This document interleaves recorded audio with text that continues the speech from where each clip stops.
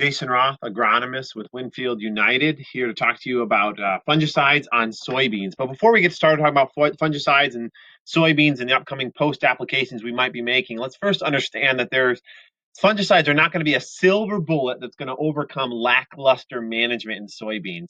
There's some prerequisites that really need to be in place to really help fungicides on soybeans shine. And those are things like early planting with quality seed treatment, dialing in with your variety selection, having soybean focused fertility, right? Not just focusing on fertility on corn and kind of neglecting soybeans.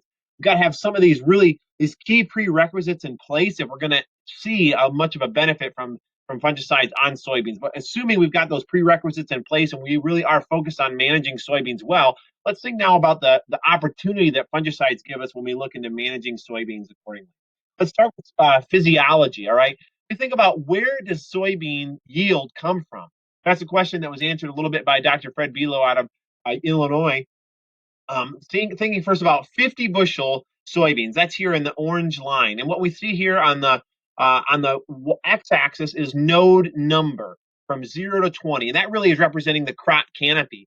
The zero node, that's going to be the lowest part of the crop canopy. Here we move up into the middle part of the crop canopy, and then 20th node is going to be high up in the crop canopy. And then throughout that crop canopy, what are the pod numbers that we have at each of those nodes? And what you see here is that 50 bushel soybeans are yielding primarily in the middle third of the crop canopy. But you ask yourself the question, maybe I'm not happy with 50 bushel soybeans. I want to push yield. I want to achieve higher yields in soybeans. Well, how physiologically do I accomplish that? Do I accomplish that by getting higher numbers of higher pod numbers at the nodes I was at before? In other words, do I see this orange bar not level off at about 2 or 2.5 pods? And do I see it go higher to 3 or 4 pods per node? The answer is no, that's not what happens. What does happen is that my area of pod retention in the canopy, it expands. It expands a little bit lower in the crop canopy, and it expands higher in the crop canopy. So how do I achieve higher yields in soybeans? By pushing out my podding zone in the soybean crop further in the canopy, both higher and lower.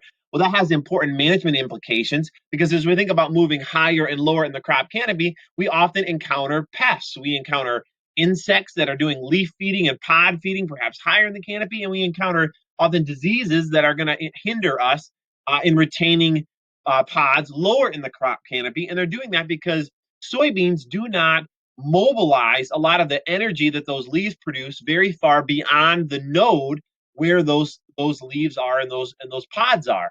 So if I want to produce pods lower in the crop canopy, what matters is retaining leaves there lower in the crop canopy, which means protecting myself from some of those pests that occur there.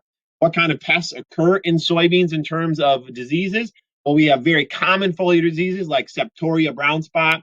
We've got frog eye leaf spot. We often have downy mildew, and we often see Cercospora leaf blight. Those are some of the common foliar diseases that occur. And then we often have late season diseases that we also see, things like pod and stem blight, and also anthracnose. And so these are diseases that compromise the plant health. They compromise the photosynthetic availability, or the photosynthetic potential of the crop to fix energy, right, light energy into photosynthate to feed the pods that are at those nodes. And so we got to protect our leaves from diseases like that.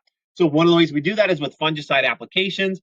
And generally, the sweet spot for those fungicide applications, timing-wise, is in the R3 stage. So we have a lot of soybeans that are blooming right now. They've hit R1, or maybe in some geographies they're about to hit R1.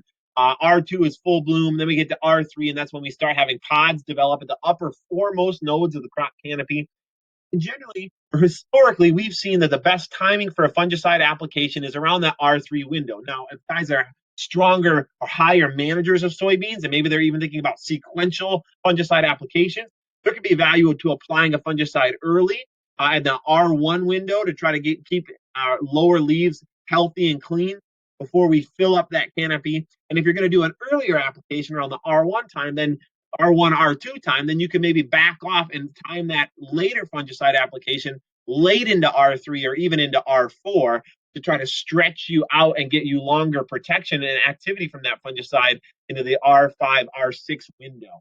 But generally, if you're just doing a one-shot passive fungicide, that R3 timing is a really time. What value is there in fungicides in terms of these disease control? Well, here's a great picture from Ohio showing you same variety that was not treated in a fungicide trial versus treated in a fungicide trial on the left, and you see the vast difference of the canopy and what it looks like in terms of the health and the retention of pods because of the application of that fungicide. Yield wise, what are some results that we've seen over the years? Well, in 2014, we saw 80% positive response. That was at an average return of 2 bushel per acre. In 2015, we saw 90% of our locations and our research plots showing positive responses, averaging about 3 bushel per acre. In 2018, we looked a bunch more at number of different fungicide products to try to screen some of fungicides and how do they perform. And what we saw was, man, almost all these fungicide products gave us a benefit in terms of yield. And you can see here without a fungicide, we average around 66 bushel. And then with fungicides, we were averaging around 68, 69, that 2 to 3 bushel bump. But even some of those were averaging 70, 71 bushel. So, a 5 bushel bump. So that is the benefit that we saw in 2018 from some research trials, from field scale trials in 2018 that looked at again there was high disease that year in terms of frog eye leaf spot. We saw Stratego yield applied with Grizzly 2 as an insecticide and a Maxen ZMB foliar micronutrient, and those stacks together across all these sites were pretty impressive in the return on yield. And you can see that was 12 bushel on average per acre, 11.9. And the net productivity, right, in terms of profit was $68 per acre from those synergistic effects, that fungicide, that micronutrient, and that insecticide in 2018 in East Central Indiana. And Michigan Farm Journal in 2019 put together a review of fungicides in Michigan on soybeans, and they've seen basically an average of right around 5 bushel across 4 years, 15, 17, 18, and 19. So pretty positive and frequent response from those fungicide applications on soybeans. And so as we get into those into the blooming time and get closer to pod retention, we want to be thinking about the opportunity that lies ahead for us with this soybean crop, and also think about the benefit that fungicides can bring in terms of some stress, improving stress response in soybeans. Obviously, we're dealing with some pretty dry conditions across the region, and so one of the values of fungicides can be improving water use efficiency and just response to stress as we experience some of these really hot and dry weather, especially over this next week. Lastly, as you think about these applications, we want to think about getting that applied uniformly throughout the crop canopy, not just concentrating that fungicide in the top part of the canopy. With a drift aid or deposition aid like Masterlock, we're able to get that more uniformly distributed in the crop canopy, which again is going to help us retain those pods lower in the canopy to help push yields higher. So with that, I want to thank you for dialing in here as we think about management of soybeans and the opportunity that fungicides bring us in terms of giving us higher yields and a higher return on our investment to help our businesses be more profitable.